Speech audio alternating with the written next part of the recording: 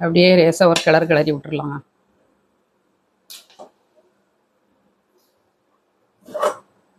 லேசாக கிளறி கொடுத்தீங்கன்னா உங்களுக்கு ஒன்று போல் நல்லா சூப்பராக கிடைக்கும்.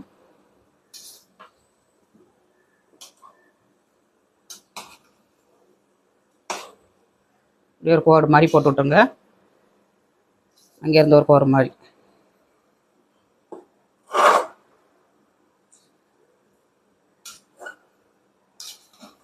அவ்வளோதாங்க, சூப்பரான பிரியாணி ரெடி. ஹாய் ஃப்ரெண்ட்ஸ், எல்லோரும் எப்படி இருக்கீங்க? நல்லா இருக்கீங்களா? இன்றைக்கி சூப்பராக லஞ்சு வீடியோ தான் பார்க்க போகிறோங்க. என்ன லஞ்சு இன்றைக்கி 1 கிலோ சிக்கன் பிரியாணி பண்ண போகிறேன்.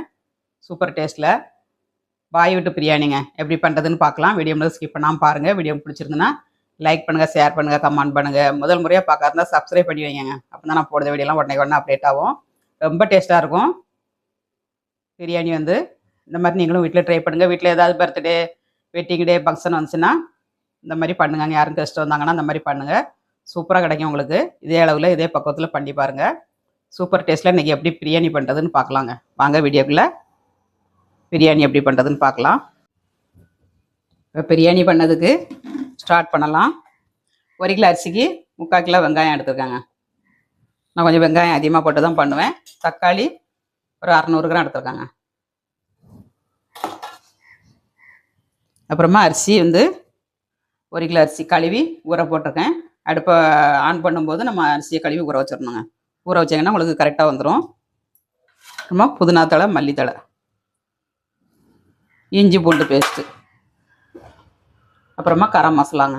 கரம் மசாலா எடுத்து வச்சுருக்கேன். பட்டை ஒரு துண்டு, லவங்கம் ஒரு 7-8 லவங்கம், 2 நட்சத்திரப்பூ, 1 ஸ்பூன் சோம்பு, 4-5 பிரிஞ்சி இலை, ஏலக்காய் ஒரு 6-7 ஏலக்காய் போட்டிருக்கேன். அப்புறமா ஜாதி பத்திரி பூங்க. இது போட்டேன்னா பிரியாணி நல்லா டேஸ்ட்டாக இருக்கும். இது கொஞ்சம் போட்டுக்கோங்க. எல்லாம் எடுத்து வச்சு அடுப்பை ஆன் பண்ணிடலாம். அடுப்பை ஆன் பண்ணியாச்சு. தனியாக நீங்கள் சோறு பண்ணியும் வடிச்சியும் போடலாம். அது இல்லாட்டி இப்படி தம் பிரியாணி மாதிரியும் போடலாங்க. நான் அன்றைக்கி ஒன்றா போட்டு தான் பண்ண போகிறேன். நான் அடுப்பு கொஞ்சம் ஸ்லோவாகிட்டு என்னமோ தெரில. 2ஆக பண்ணோம்னா நேராகவும். 2ஆவது பெரிய அடுப்பு வெளியில் வச்சுருக்கேன், எடுக்கல. சின்ன அடுப்பு தான் வச்சுருக்கேன். அதனால் இந்த அடுப்புலேயே தான் பண்ண போகிறேன். ஒரே அடுப்பில் பண்ணிடலாங்க. ஒரே சோறாட்டு போட்டு பண்ணி எடுத்துடலாம். அரை வேக்காடு வந்தோடனே ரொட்டி தவா இல்லை வேஸ்ட்டாக போனால் தவா இருந்ததுன்னா அடியில் வச்சு நம்ம தம் போட்டோம்னா கரெக்டாக வந்துடுங்க. அதனால் ஒரே கடாயாக பண்ணி எடுத்துடலாம் அன்றைக்கி. இப்போ கடாய் ஹீட் ஆகட்டும். நம்ம நெய்யும் எண்ணெயும் ஆட் பண்ணிடலாம். நெய் ஒரேடியாக நெய்யிலே பண்ணக்கூடாதுங்க. திகட்டும், சாப்பிட முடியாது. அதனால் கொஞ்சமாக எண்ணெயும் கொஞ்சம் நெய்யும் ஆட் பண்ணணும். அப்படின்னா டேஸ்ட்டாக இருக்கும். எண்ணெய் ஆட் பண்ணிடலாம். ஒரு 100 கிராம் எண்ணெய் ஆட் பண்ணிக்கோங்க.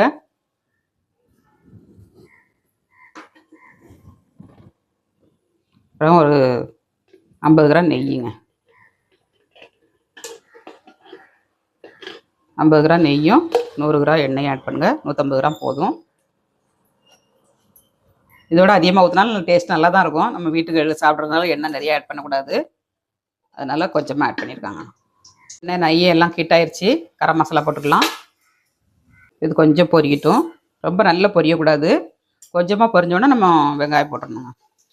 நல்லா பொரிஞ்சிட்டுனா அப்புறம் வெங்காயம் வேகிறதுக்குள்ளே உங்களுக்கு நல்ல கலர் சேஞ்ச் ஆயிரும். டேஸ்ட் வேறு மாதிரி ஆயிரும், கசப்பு தன்மை வந்துடும். அதனால் ரசம் மனம் வரவும் நம்ம வெங்காயத்தை ஆட் பண்ணிடணும். வெங்காயம் ஆட் பண்ணிடலாம். வெங்காயம் இந்த மாதிரி நீள சைஸில் கட் பண்ணி வச்சுக்கோங்க. சிக்கன் வாங்க போயிருக்காங்க கடைக்கு. வந்த உடனே கழுவி போடணுங்க. அதுக்குள்ளே இது வதங்கி எடுத்துரும். வேலை சீக்கிரமாக முடிஞ்சிருங்க. 1 கிலோ அரிசிக்கு 1 கிலோ சிக்கன் போடணுங்க. அதிகமாகவும் போடலாம். ஆனால் சிக்கன் பிரியாணியில் எடுக்க சிக்கன் ஜாஸ்தி எடுக்க மாட்டாங்க, சக்கை மாதிரி இருக்கும் அப்படின்ட்டு. அதனால் நீங்கள் உங்களுக்கு பிடிக்கும்னா 1 கிலோவுக்கு 1.5 கிலோ கூட போட்டு பண்ணலாங்க. இப்போ நல்லா கெட்டி கொடுத்து வேக வைக்கணும் வெங்காயத்தை. உப்பு ஆட் பண்ணிடலாம். உப்பு எப்பவுமே போட்டிங்கன்னா வெங்காயம் நல்லா வதங்கிடும்.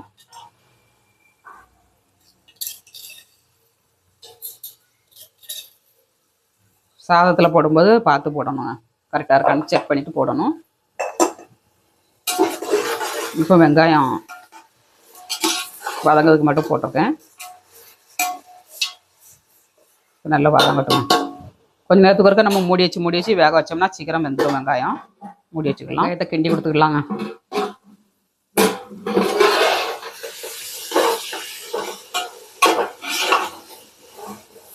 இந்த மாதிரி அப்பப்போ கிண்டி கொடுங்க, நல்லா வெந்துடும் சீக்கிரமாட்டு. இப்போ வெங்காயத்தை கிண்டி கொடுத்துக்கலாங்க.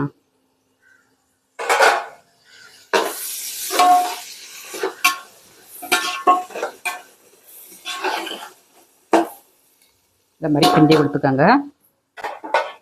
கிண்டி கொடுத்து மூடி வச்சிங்கன்னா சீக்கிரம் வெந்துடுங்க, நல்ல புஷ்பமாக வெந்துடும். அப்புறம் 1 கிலோ அரிசிக்கு 1 கிலோ சிக்கன் எடுத்துருக்காங்க. நல்லா கழுவி எடுத்தாச்சு. சிக்கனை வாங்கிட்டு வந்துட்டாங்க. இப்போ வேகட்டும். நம்ம இஞ்சி பூண்டு பேஸ்ட் போட்டுக்கலாம். இப்போ வெங்காயத்தை கிண்டி கொடுத்துக்கலாங்க.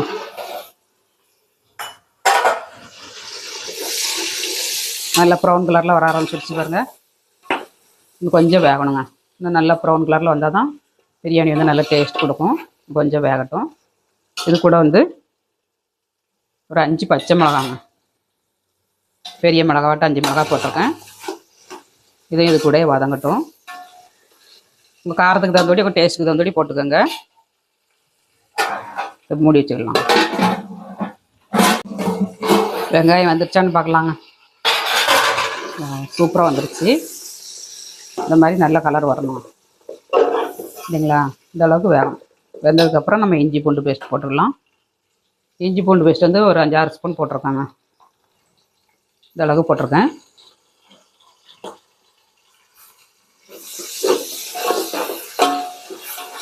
ஒரு 50 கிராம் இஞ்சி, 50 கிராம் பூண்டுங்க.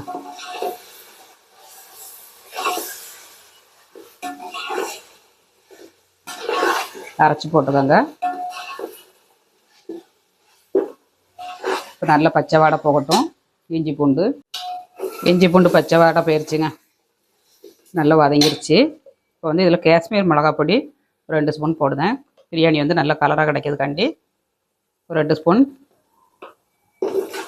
காஷ்மீர் மிளகாங்க. இது போட்டிங்கன்னா பிரியாணி வந்து நல்ல கலராக கிடைக்கும்.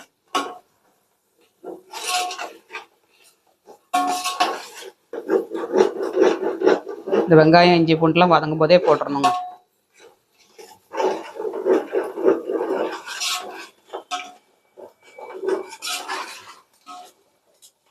கொஞ்சம் வதங்கட்டும். இஞ்சி பூண்டு வரமிளகாய் வெங்காயம் எல்லாம் எல்லாமே நல்லா வதங்கிருச்சுங்க. இப்போ நம்ம தக்காளி போட்டுக்கலாம். தக்காளி ஆட் பண்ணிடலாங்க. தக்காளியும் நல்லா வெந்து வரணும். உப்பு நம்ம ஃபஸ்ட்டு போட்டுருக்கோம், அதனால சீக்கிரம் வதங்கிடும்.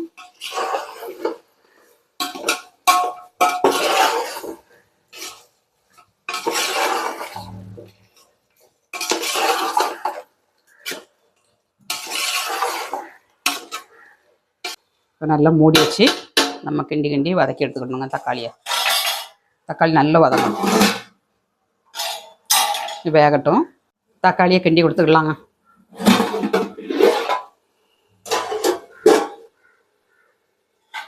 தக்காளி நல்லா வெந்துருச்சு பாருங்க. கொஞ்சம் தான் வேகணும். எவ்வளோ கலர்ஃபுல்லாக கிடச்சிருக்கு பாருங்க. நம்ம ஃபஸ்ட்டே வரமிளகாத்தூள் போட்டாச்சுன்னா இந்த மாதிரி கலர் கிடைக்குங்க. ஹோட்டலெல்லாம் நல்ல கலராக வச்சுருக்காங்கன்னா அந்த மாதிரி பண்ண தான் கலராக வச்சுருக்காங்க. இதே மாதிரி நீங்களும் வீட்டில் செய்யுங்க. கடையிலலாம் போய் சாப்பிடாதீங்க, நல்லா க்ளீனாக பண்ண மாட்டாங்க ஃபஸ்ட்டு.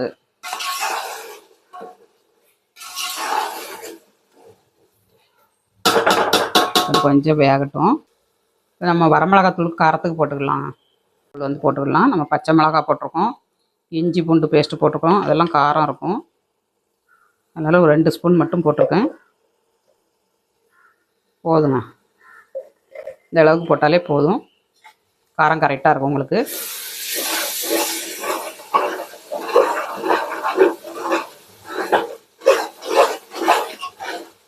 இன்னும் கொஞ்சம் வதங்கட்டும்.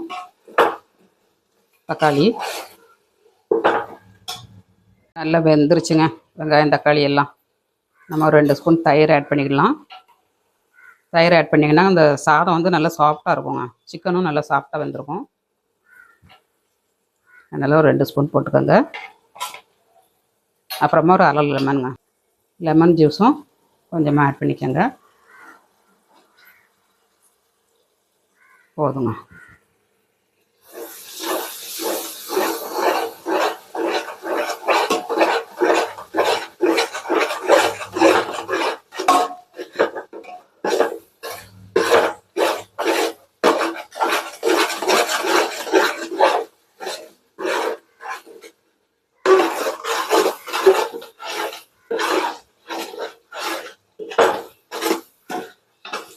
எல்லாமே நல்லா வெந்துருச்சு. இப்போ நம்ம வந்து சிக்கன் ஆட் பண்ணிடலாம். சிக்கன் வந்து 1 கிலோ எடுத்துருக்கேன். அதை போட்டுக்கலாம்.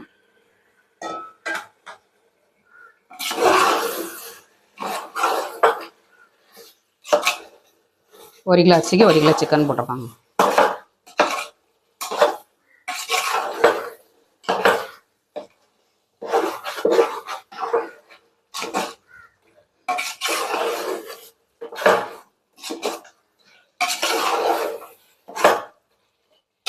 சிக்கனோடைய கொஞ்சம் புதினா தலையும் மல்லி தலையும் ஆட் பண்ணிக்கலாம். ஆட் பண்ணி கிண்டி கொடுங்க. நல்லா வதங்கிரும்.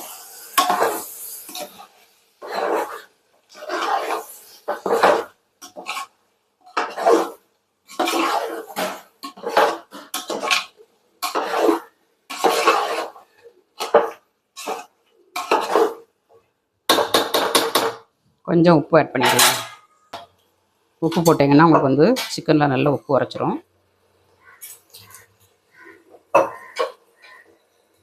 பிரியாணிக்கு கடைசியில் உப்பு காணலைன்னா போட்டுக்கலாம். சிக்கன் கொஞ்சம் வேகட்டும்.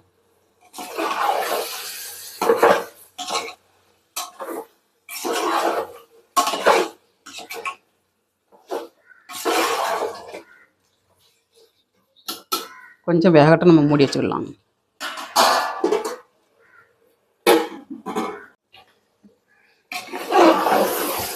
இப்போ எல்லாமே நல்லா வெந்துருச்சுங்க. இப்போ நம்ம தண்ணி ஆட் பண்ணிக்கலாம். மஞ்சள் தூள் போடலாங்க.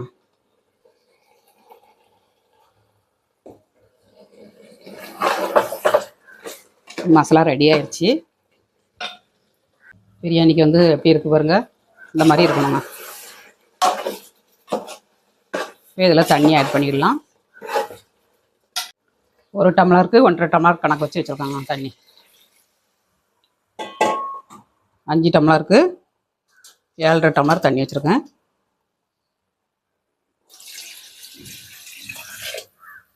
கரெக்டாக இருக்குங்க.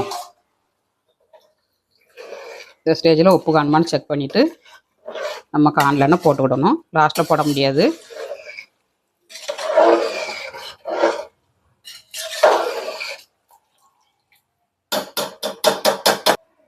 இப்போ செக் பண்ணிடலாம் உப்பு காணுமான்னு. உப்பு காணுமான்னு பார்த்துக்கலாங்க. 2 உப்பு காணாதுங்க. நம்ம சாதத்தோடு போடும்போது உப்பு நிறைய கொஞ்சம் தூக்கலாக இருந்தால் தான் சாதத்துக்கு வந்து கரெக்டாக இருக்கும். உப்பு ஆட் பண்ணியாச்சு.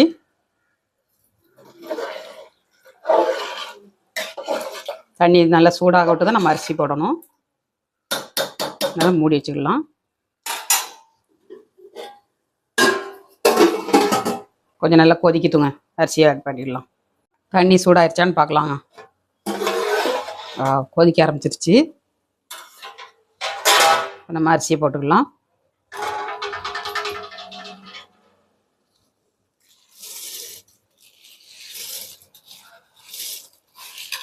அரை மணி நேரம் ஊறி இருக்குங்க. 20 நிமிஷம் வச்சாலே போதும். நமக்கு எல்லாம் வதங்கி எடுத்து வரதுக்குள்ளே அடுப்பு ஸ்லோவாக எழுதினோன்னா 30 நிமிஷம் ஆயிடுச்சு. அதனால் ஒன்றும் இல்லை, சீக்கிரமாட்டு வெந்துடும் உங்களுக்கு.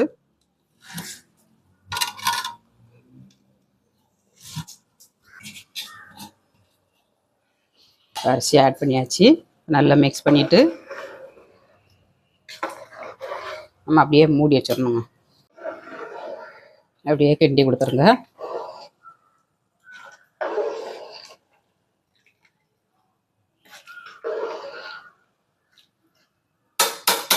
கொஞ்சம் வெந்து வந்தோடனே நம்ம தம் போட்டுடலாம்.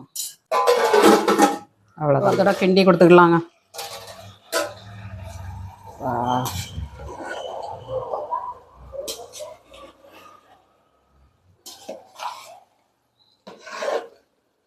இப்போ நம்ம தம் போட்டுடலாம். கரெக்டாக வந்துருச்சு.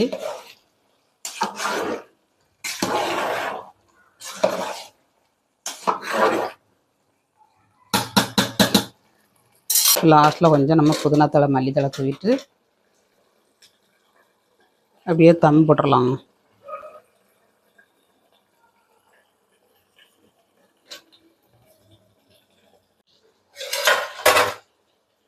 அப்படியே சாதத்துக்களை இறக்கிட்டு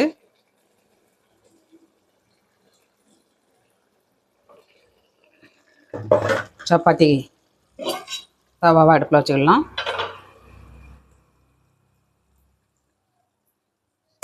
வச்சுட்டு கடாயை மேலே வச்சிடணும். ஒரு 20 நிமிஷம் இருக்கட்டும். நம்ம இறக்கிடலாம். 20 நிமிஷம் ஆகணுங்க. 20 நிமிஷம் ஆனால் தான் தம் ஆகும். ரெடி ஆகட்டும். லைட்டாக ஓப்பன் பண்ணி பார்க்கலாங்க. தண்ணி கரெக்டாக இருக்கா என்னன்னு. சூப்பராக வந்துருக்கு. நடுசில் அப்படியே ரேஸாக ஒரு கிளறி வச்சிடணும். இந்த மாதிரி ஒரு ஓல் மாதிரி போட்டு வைங்க. கரெக்டாக வந்துடும் உங்களுக்கு. அடுப்பு வந்து இன்னும் சிம்மில் வச்சிடணும். எம்மி தம் பிரியாணி ரெடிங்க. அப்படியே ரேஸாக ஒரு கிளறி விட்டுடலாங்க.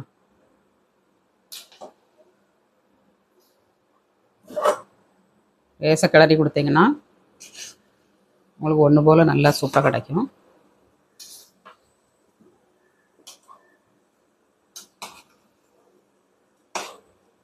இப்படி ஒரு கோடு மாதிரி போட்டு விட்டுருங்க. அங்கேருந்து ஒரு கோடு மாதிரி.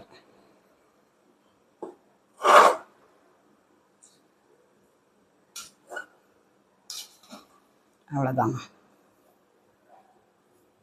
அப்படியே நிரப்பி விட்டு நம்ம மூடி வச்சிடலாம். சூப்பரான பிரியாணி ரெடி. அடுப்பை சிம்மில் வச்சுக்கோங்க.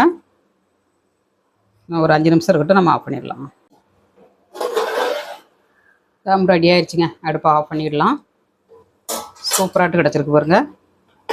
அடுப்பை ஆஃப் பண்ணியாச்சுங்க. எம்மி பிரியாணி ரெடிங்க. லாஸ்ட்டில் அப்படியே மல்லித்தழை போட்டு நம்ம மூடி வச்சிடணுங்க. அவ்வளோதான், பிரியாணி ரெடி. ஒரு 5 நிமிஷம் 10 நிமிஷம் கழிச்சு நம்ம சாப்பிட்லாங்க.